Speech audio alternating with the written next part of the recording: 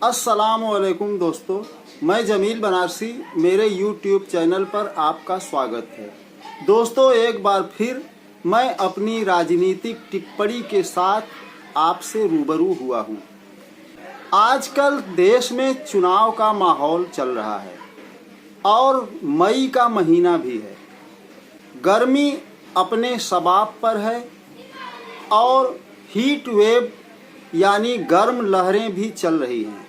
इसी के समानांतर देश में एक लहर और भी चल रही है, वो है सत्ता परिवर्तन की लहर, बीजेपी के प्रति असंतोष की लहर। 4 चरण के मतदान के रुझानों से नतीजा यही निकला कि बीजेपी चरण दर चरण पतन की ओर बढ़ती चली जा रही है। नरेंद्र मोदी ने चुनाव के लिए शतरंज की अच्छी खासी बिसात बिछाई थी, मगर राहुल गांधी ने खेल ही बदल दिया, शतरंज को कैरम में बदल दिया। सिर्फ एक ठोकर से कई कई गोटियों को गड्ढे में गिराने का सिलसिला शुरू कर दिया। राजनीतिक पंडितों ने बहुत पहले ही बता दिया था कि 2024 का चुनाव काफ़ी दिलचस्प होने वाला है, मगर ये चुनाव एक तमाशा बन जाएगा, ऐसा किसी ने सपने में भी नहीं सोचा होगा। पिछले 1 महीने से चल रहे ऐसे ही कुछ तमाशों की याद ताज़ा करने के लिए मैंने ये वीडियो बनाया है। तमाशा नंबर 1, नरेंद्र मोदी ने नारा दिया था अब की बार 400 पार। इसके जवाब में राहुल गांधी ने कहा कि 150 से ज़्यादा नहीं। पहले चरण के चुनाव के रुझान से नरेंद्र मोदी को ऐसा लगा कि राहुल गांधी ने हमारी आधी सीटें छीन ली हैं। तब उन्होंने जनता को ये बताना शुरू किया कि जिस तरह हमारी आधी सीट राहुल गांधी ने छीन ली है, उसी तरह आपकी 2 भैंसों में से 1 भैंस राहुल गांधी छीन लेंगे। 2 मकान होगा आपके पास तो 1 मकान राहुल गांधी छीन लेंगे। तमाशा नंबर 2, पहले चरण के मतदान से हताश होकर जब प्रधानमंत्री नरेंद्र मोदी मंगलसूत्र की बात कर रहे थे और मुसलमानों को ज़्यादा बच्चा पैदा करने वाला और घुसपैठिया बता रहे थे, तब राहुल गांधी ने कहा था कि जल्द ही नरेंद्र मोदी को आप रोता हुआ देखेंगे। सचमुच नरेंद्र मोदी ने तीसरे चरण के चुनाव के बाद एक इंटरव्यू के दौरान रोकर दिखा दिया। तमाशा नंबर 3, पिछले 1 साल से राहुल गांधी ने तमाम कोशिशें की, बल्कि यूं कहा जाए कि उल्टा लटक कर ये कोशिश की कि प्रधानमंत्री नरेंद्र मोदी किसी तरह अपने भाषणों में अडानी और अंबानी का नाम ले लें, मगर उनकी ये ख्वाहिश अधर में ही लटकी हुई थी। मगर अचानक एक दिन नरेंद्र मोदी अंबानी और अडानी का नाम ले ही लेते हैं और उन्होंने टेम्पो भर भर कर पैसे वाली जो बात कही थी, न सिर्फ अपने पैरों पर कुल्हाड़ी मार ली, बल्कि यूं कहा जाए कि कुल्हाड़ी पर ही अपने पैर मार लिए। वो दिन है और आज का दिन। आज भी मोहल्ले में अगर कोई टेम्पो आता है और उसमें बोरे में कुछ सामान लदा हो तो लोग उसको शक की निगाह से देखने लगते हैं और बहुत से टेम्पो चालक तो बोरे में भरे सामान को देखकर ही भागने लगते हैं। अगर प्रधानमंत्री नरेंद्र मोदी की इस बात को, इस आरोप को अगर सच मान भी लिया जाए तो इससे रिजल्ट यही निकलता है कि अंबानी और अडानी जैसे दूरदर्शी उद्योगपतियों ने राहुल गांधी को अगला प्रधानमंत्री मान लिया है। और दूसरा ये कि आज भी देश में काला धन छुपा हुआ है और नोटबंदी करके जनता की जो कमर तोड़ी गई वो एक ढकोसला था। तमाशा नंबर 4, हिंदुत्व, मंदिर और संस्कृत की बात करने वाली बीजेपी अखिलेश यादव के मंदिर में चले जाने के बाद उस मंदिर की धुलाई करती है और गंगा जल छिड़क कर उसको पवित्र करती है। ये कितना बड़ा ढोंग और पाखंड सामने आया है। क्या अखिलेश यादव हिंदू नहीं हैं?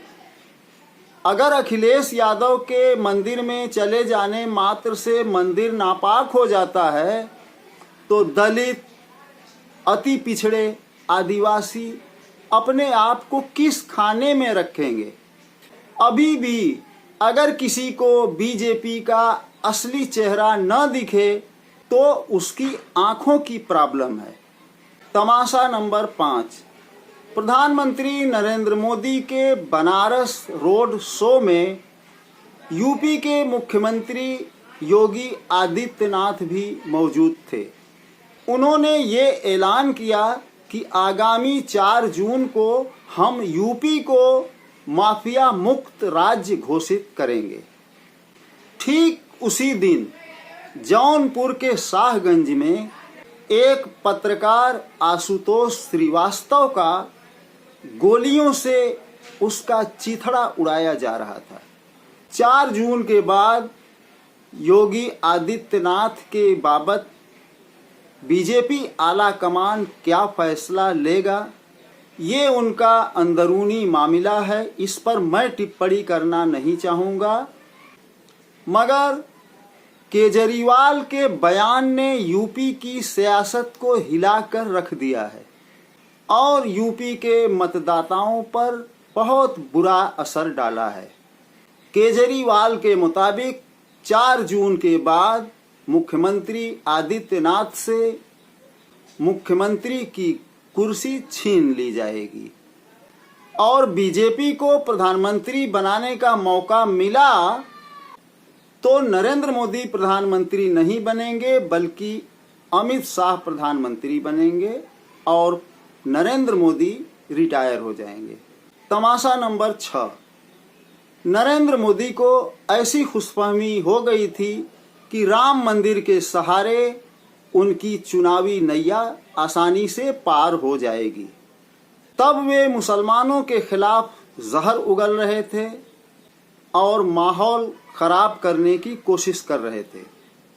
मगर 4 चरण के चुनाव बीत जाने के बाद अब ये मुसलमानों से कुछ अपील करते हुए देखे जा रहे हैं। मैं मुस्लिम समाज को कह रहा हूँ, उनके पढ़े लिखे लोगों को कहता हूँ, आत्ममंथन करिए, सोचिए। देश इतना आगे बढ़ रहा है, अगर कमी आपके समाज में महसूस होती है तो क्या कारण है? सरकार की व्यवस्थाओं का बेनिफिट कांग्रेस के जमाने में आपको क्यों नहीं मिला? क्या कांग्रेस के कालखंड में आप इस दुर्दशा के शिकार हुए हो क्या? इन 6 तमाशों के अलावा 50 इस तरह के तमाशे हैं, मगर ये वीडियो लंबा हो जाएगा। बीजेपी के एक उम्मीदवार का बेटा बूथ कैप्चर कर रहा है और उसका वीडियो बन रहा है और उस वीडियो का प्रसारण भी हो रहा है। मुस्लिम वोटरों से बूथों पर पुलिस अभद्रता कर रही है। सपा और इंडिया गठबंधन के हर बूथ एजेंट, कार्यकर्ता, प्रत्याशी, पदाधिकारी, समर्थक और जनता से अपील है कि वो सावधान, सतर्क, सचेत रहें और वोटिंग खत्म होने के बाद जब तक ईवीएम सील ना हो जाए, स्ट्रांग रूम तक पहुंच ना जाए, तब तक पूरी मुस्तैदी से चौकन्ना रहें, सब मिलकर डटे रहें। मुस्लिम मतदाताओं को पुलिस लाठियों से पीट पीट कर मतदान केंद्र से दूर भगा दे रही है। उन्हें वोट के अधिकार से भी वंचित किया जा रहा है। न सिर्फ देश बल्कि दुनिया देख रही है। यही वजहें बनेंगी बीजेपी के पतन की। ऊपर से कोढ़ में खाज। हमें 400 सीटें इसलिए चाहिए ताकि हम संविधान को बदल सकें। आपको संविधान इतना बुरा महक रहा है तो आप अपनी नाक का इलाज कराइए। इसी संविधान के सहारे ही तो आप सत्ता में आए हैं और सत्ता में बन जाने के बाद आप इसी संविधान को खत्म कर देंगे। आप भस्मासुर हैं क्या? अब तो बीजेपी के नेता विपक्ष को जमीन में गाड़ देने की बात करने लगे हैं। यह 2024 का चुनाव है। योगी आदित्यनाथ उत्तर प्रदेश के मुख्यमंत्री, जिसने भी लोकतंत्र की प्रक्रिया को प्रभावित करने की कोशिश की, जमीन खोद के काट दिया जाएगा। जमीन खोद के काट दिया जाएगा। यह भारतीय जनता पार्टी की सरकार है। कोई गुंडा यदि यहाँ के ऊपर धमकी दे रहा हो वोटों को लेकर, नाम लिखकर भेज देना। 13 के बाद सारा गुंडा नहीं दिखाई पड़ेगा। शासन आपका, प्रशासन आपका, चुनाव आयोग आपका। अब लगता है आपको विपक्ष को जमीन में गाड़ने वाला कानून चाहिए। चुनाव आयोग सबके बावजूद गहरी नींद में सो रहा है। इस चुनाव में कुंभकर्ण, अंगद, विभीषण, रावण, हनुमान, राम, लक्ष्मण सब अपनी अपनी भूमिका निभा रहे हैं। जनता बड़ी खामोशी के साथ देख रही है।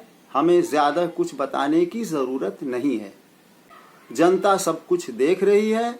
जनता घास नहीं खाती।